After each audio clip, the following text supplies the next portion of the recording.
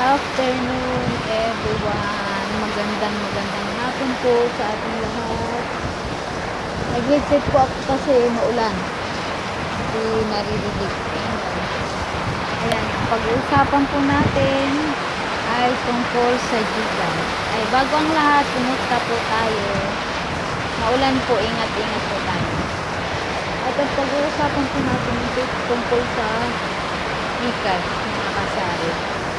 Mas maganda po talaga yung meron tayong Gcash na dagdag sa ating tindahan. Bali, nag-start lang po ako noong July, itong taon na. Bali, nakakadagdag na po talaga ito sa ating tindahan kahit pa paano. Pero konti lang kasi kami dito kaya depende naman po yan sa lugar, kung kayo ay nasa tabing kalsada. Ako kasi dito ako sa taas. Kunti lang, okay naman na nakakabenta naman. At saka hindi naman ako nag-uupa, kaya okay lang na hindi masyadong ganun kabenta. Pero marami na rin po akong mga paninda. Marami na rin po mga paninda.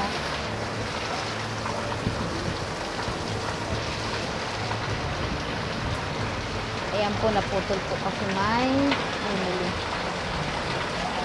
Ayun. Mas maganda po talaga ang may Gcash tayo. Ako kasi mga kasari, hindi ako nag-iipon kasi dito rin lang kasi kami kumukuha ng aming gasto.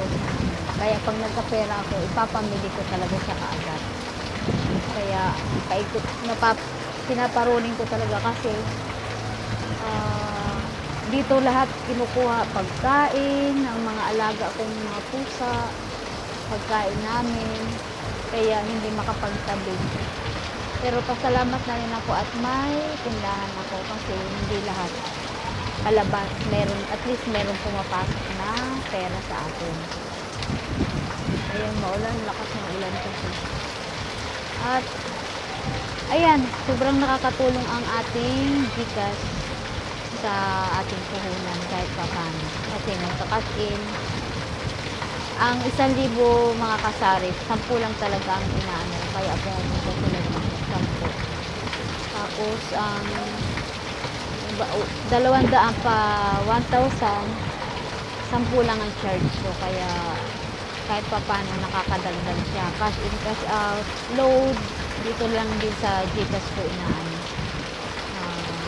Gcash ang gamit ko pang palo. Kaya dagdag na rin sa ating puhunan. Pero ngayong itong buwan na to, puro ako gastos. Kasi ang ref, 14, ayos na ang ref natin. At least nakakadagdag na sa ating puhunan. Pero ang laki ng ginastos ko mga kasari. Dahil nasa 11K na rin. Kasama yung second hand na sira. Sayang ang pera natin. Kaya ang may papayo ko sa inyo, wag kayong bibili ng second hand.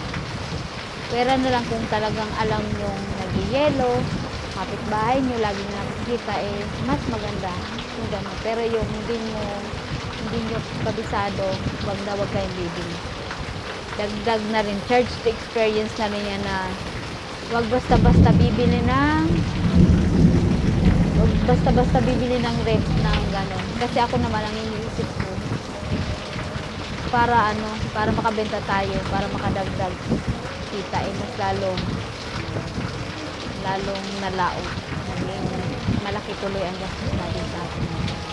Ayan, mga kasari, mapunta tayo ulit sa Gcash. Ayan, mag-Gcash na kayo kung wala kayong Gcash para dagdag sa ating puhunan.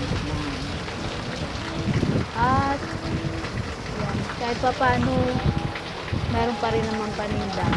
Ayan pala mga kasari, bumili pala ako ng itlog kanina. Ay nako, sobrang taas na talaga ngayon. Ang isang tray ng large dito ay 250. So 10 lang ang bintahan ko kaya 50 ang tubo ko sa isang tray. Bumili lang ako ng dalawang tray lang nandoon. Hindi na ako nag-haul kanina kasi puro na lang haul ang ginagawa natin. magsawa na kayo. Ayan lang. Sana nakatulong. Kaya mag-Gcash na tayo. Pandagdag sa ating puhunan. Kahit papaano. Diba? Kaso kailangan meron kayong puhunan talaga na pang cash in cash out. Kasi ako minsan walang pang cash out. Kasi puro na lang cash out. Wala nang nasa Gcash na lahat ng pera ko. Pero pinapamili ko naman siya sa grocery. Kasi mayroong isang grocery na tumatanggap ng Gcash. Kaso mahal lang siya ng konti. Tapos ako, tumatanggap din ako ng bayad sa Gcash. Kasi yun din ang pinapamili ko. Yun pa, ikot-ikot lang. Ikot-ikot lang. Ayan, hanggang dito na lang po. Ingat po tayong lahat kasi maulan. Kumusta sa aking mga subscriber at lahat ng mga nanonood. Bye-bye. God bless po.